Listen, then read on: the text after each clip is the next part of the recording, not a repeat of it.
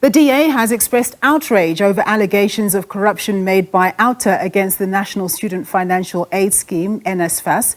OUTA announced that it was in possession of recordings of meetings between NSFAS board chairperson Ernest Khosa and a representative of NSFAS service providers. The organisation says the recordings reveal how service providers allegedly paid millions of rand in kickbacks to Higher Education Minister Nzimande, Khosa and the SA Communist Party in return for tenders and protection for service providers. DA leader John Steenhuisen says the party will, amongst other measures, initiate mass mobilisations at campuses throughout the country to force President Ramaphosa to fire Minister Nzimande.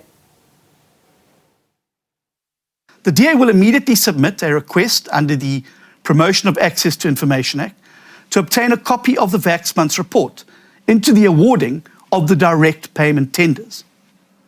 We will write to President Ramaphosa and the Special Investigating Unit to demand that the scope of the SIU investigation be broadened to include now the alleged kickbacks to Nzimande and the SACP. The Democratic Alliance, including through our shadow ministers and our student organisation, will initiate a mass mobilisation campaign at campuses across the country to force President Ramaphosa to fire Minister Nzimande.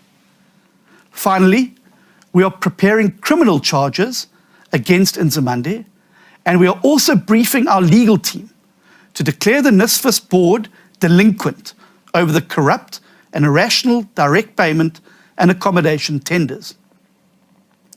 This legal action is in keeping with the findings of the State Capture Commission, which made a clear recommendation that it should become standard practice to declare board members involved in capture and corruption as delinquent.